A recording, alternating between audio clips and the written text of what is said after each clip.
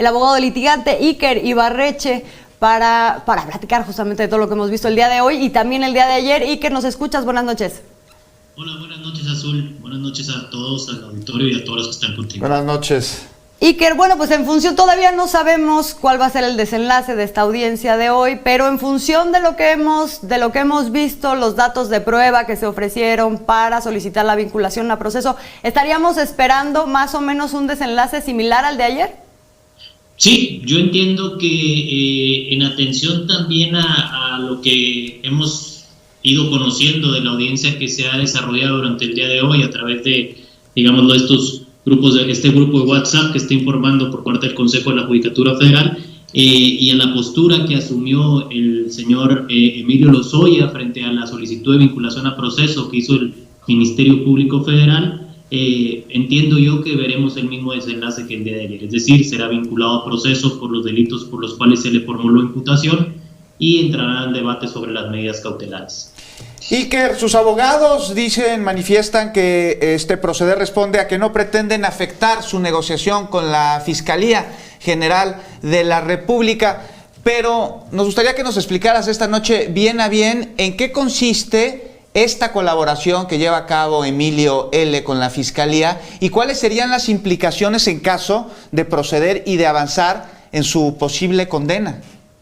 Claro, bueno, efectivamente la defensa, por lo que ha manifestado tanto en la audiencia del día de ayer como el día de hoy, está siguiendo una estrategia que tiene que ver con lo que ellos han llamado edificar un criterio de oportunidad, ¿no? Edificar un criterio de oportunidad, o más bien dicho, un criterio de oportunidad tiene que ver con una herramienta que la Constitución y la propia ley, el Código Nacional de Procedimientos Penales, le concede al Ministerio Público, principalmente, y digámoslo desde un punto de vista académico, se vería como una herramienta que tiene para racionalizar sus recursos, es decir, para, digámoslo, enfocarse en la investigación de mayor trascendencia. Pero también se visualiza, y así está pensado, como un mecanismo, una herramienta que tiene el Ministerio Público para, digámoslo, investigar casos muy complejos en donde requiere la colaboración de personas que están involucradas en ese caso. Es decir, una persona que en principio tiene una calidad de imputado por haber tenido al menos una probabilidad de participación en esos hechos, tiene el derecho siempre a guardar silencio y por lo tanto no se le puede obligar a aportar información en el caso. Sin embargo, existe esta figura que se llama un criterio de oportunidad para cambiarle esa calidad, digámoslo, de imputado, de acusado en términos ciudadanos, a testigo, a efecto de que colabore y que como consecuencia de ello cese la persecución penal, es decir, que cese el proceso en su contra. Obviamente este criterio de oportunidad está regulado por el Código Nacional de Procedimientos Penales y por un acuerdo emitido por la antigua Procuraduría General de la República, hoy Fiscalía General de la República, que establece en qué casos, en qué supuestos se puede, digámoslo, se puede aplicar este criterio de oportunidad. Porque los efectos de la aplicación de esta figura implican que la persona ya no sea perseguida penalmente. Se entiende que porque la información que proporciona, que debe ser eficiente y eficaz, va a llevar a que la Fiscalía logre la investigación, persecución, eventualmente juzgamiento y condena de personas que tuvieron una mayor relevancia en los hechos que se le está investigando o personas que cometieron un delito de mayor gravedad. Entonces, esa es la figura que se está tratando de establecer. Pero se suspende, digamos, la acción penal, pero no se extingue. O sea, él tendría que estar forzosamente sujeto a este nuevo proceso a partir de que sucediera eso. A ver, yo creo que es bien importante establecer cuál es el estatus actual del señor. O sea, no es como que quede en libertad, eso. No es eso el tema. Primero, al señor, el criterio de oportunidad, el Ministerio Público tiene la facultad de aplicarlo. Es importante esto, es una facultad exclusiva del Ministerio Público. Y ahorita, si quieres, platicamos de cuáles son los controles que se deben, digámoslo, o cómo podemos controlar que esto no sea arbitrario.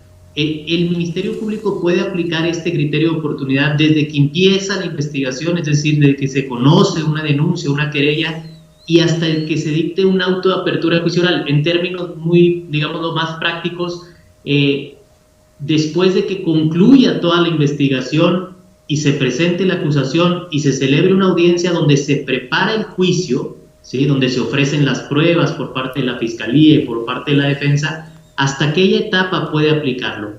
El estatus actual, por eso hay que conocer bien cuál es el estatus actual de estos casos. Al señor se le abrió ayer un proceso penal, se le vinculó a proceso por, digamos, lo que se ha conocido como el caso de la planta fertilizante agronitrogenados, y el día de hoy es muy seguro que va a quedar vinculado a proceso por el caso de Odebrecht. Una vez que se le vincula a proceso, se fijan plazos de investigación. En el caso de ayer quedó de 6 meses. En el caso de hoy no sabemos aún, porque es algo que se decide después, un poco más tarde en la audiencia que se está celebrando el día de hoy. Pero vamos a suponer que quedan otros, también fijan 6 meses de investigación complementaria, se le llama. Entonces, el criterio de oportunidad se puede aplicar hasta incluso después de que se acabe esa investigación complementaria y se presente una eventual acusación formal contra el señor. Entonces, hasta allá. ¿Qué es lo que va a pasar? Que ahorita el proceso se va a continuar, no se va a suspender nada, hasta que el Ministerio Público aplique el criterio de oportunidad. Entonces ahí se suspende el proceso de él, la persecución penal, y en ese momento sí, al momento en que apliquen el criterio de oportunidad, se van a levantar las medidas cautelares, y lo que va a pasar en el caso particular es que no se va a extinguir la acción penal. La extinción, es decir, que digamos el caso termine completamente para él, va a quedar condicionado a que él comparezca ante el juicio respecto al cual aportó información. No sé si me explique. Él va a aportar información para otro caso, ¿sí?, o para este mismo caso, pero para, digámoslo, investigar y juzgar a personas que han tenido mayor relevancia en estos hechos. Se va a suspender la persecución penal que se le hace a él, pero no se va a extinguir, es decir, el caso no va a, digámoslo, a finalizar, sino que va a estar, lo voy a decir en términos muy ciudadanos, dormido, hasta que él comparezca al juicio, y ya que comparezca al juicio y aporte en el juicio, no al Ministerio Público, ya ante un tribunal, en un juicio, toda esa información, una vez que pase eso, entonces, si efectivamente esa información fue eficiente, fue eficaz, y él cumplió, digámoslo, el acuerdo, ¿sí?, que se celebró con la Fiscalía para este criterio de oportunidad, entonces se extinguirá la acción penal. Si no, no. Ok. Iker, una pregunta, ha habido un debate sobre las medidas cautelares que se solicitaron ayer. Sí. Hay quien dice, hay penalistas que dicen, ¿por qué no se solicitó la prisión preventiva? ¿Qué piensas de esto? ¿Cómo se encuadra la solicitud dentro del marco regulatorio que tenemos? Claro, a ver, al señor Emilio Lozoya ni el día de ayer ni el día de hoy se le han imputado delitos de prisión preventiva de oficio. A no ser delitos de prisión preventiva de oficio, entonces, digamos lo que las medidas cautelares quedan condicionadas a las que solicita el Ministerio Público, y el juez no puede imponer ninguna más gravosa que la que le está solicitando el Ministerio Público. Es un caso sumamente, digámoslo, debatible que no se le haya solicitado prisión preventiva, atendiendo a que, bueno, fue una persona a la que que tuvo que ejecutar, o se le ejecutó una orden de aprehensión y que tuvo que ser detenido incluso en otro país, a una persona, digámoslo, que en términos prácticos huyó, ¿sí? Entonces, ese es un punto fundamental para la solicitud de una medida cautelar como prisión preventiva justificada. Es sumamente, digámoslo, cuestionable, criticable, y llama la atención porque, bueno, por mucho menos de eso, en otros casos las fiscalías piden prisión preventiva justificada, ¿no? Yo no sé, y tampoco quiero aclarar, no conozco el caso de primera mano, es decir, estamos opinando con base a la información que va surgiendo tanto en el tema del Consejo de la Judicatura como en la prensa. Yo no sé si eso pudo haber sido parte de una negociación para que él, digámoslo, allanar un poco el camino de la extradición y no pelear la extradición propiamente tal en España y acudiera a México. sí llama la atención, o sea, desde el punto de vista, digámoslo, del ciudadano común y del litigante normal, promedio, es decir, que en muchos casos con menos de eso se solicita la prisión preventiva justificada, y acá no se ha solicitado, y entonces uno tiene que pensar que a lo mejor fue parte de esa negociación de decir, bueno, voy a ser colaborador, vamos a empezar a edificar este criterio de oportunidad, me voy a, digámoslo, no voy a pelear la extradición, me regreso a México o allano el camino para irme a México, pero bajo ciertas condiciones de no prisión preventiva. Entonces, ahí sí, o sea, abiertamente sí es bastante discutible el hecho, ¿no? Porque en la vida real y en la vida práctica de todos los días uno ve que por menos de eso se solicitan prisiones preventivas. Muy discutible, muy discutible. Iker, este privilegio que evidentemente se le está otorgando a Emilio L., ¿tú consideras que es válido de acuerdo a la envergadura de lo que va a poner o lo que se espera que ponga después? Es decir, un pez chico lleva un pez mediano uno más grande y finalmente los grandes peces, los gordos. A ver, déjame añadir nada más a esa pregunta.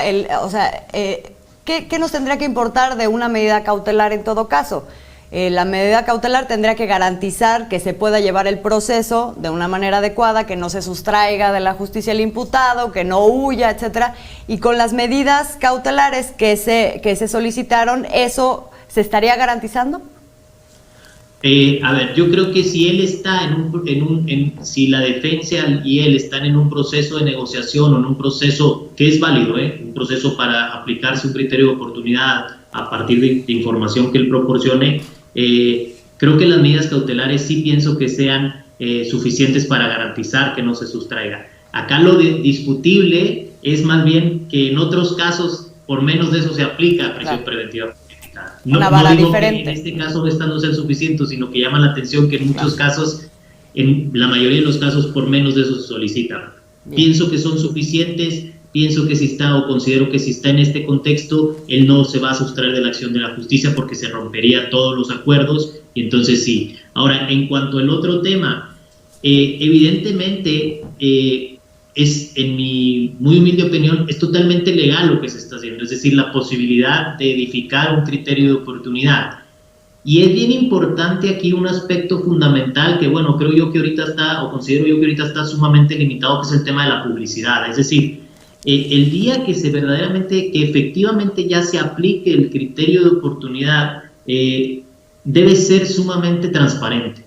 Debe ser sumamente transparente porque para que el criterio de oportunidad, digámoslo, verdaderamente sea legal y se ajuste a los parámetros que establece nuestra ley, este tiene que ser en virtud de que se aportó información eficiente y eficaz, esencial, para la persecución de un delito más grave, ¿sí? O para personas, digámoslo, que tenían una participación de mayor trascendencia en los hechos, como lo acaban de comentar.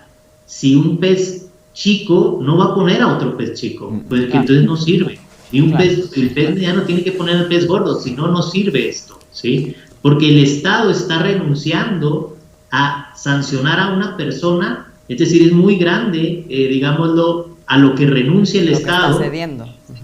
Exactamente, entonces no puede ser que sea, no, si son dos peces medianos, pues sería bastante arbitrario, o sea, el pez mediano A pone al pez mediano B, pues no tiene ningún sentido. Si tú me vas a poner a alguien, me tienes que poner no poner, sino tú me vas a dar información respecto a alguien de mayor trascendencia. Esa es la lógica del criterio de oportunidad del colaborador, como se le conoce. Pues esperemos que no se rompa el hilo, que sea lo suficientemente fuerte para jalar al pez más gordo que esté involucrado aquí.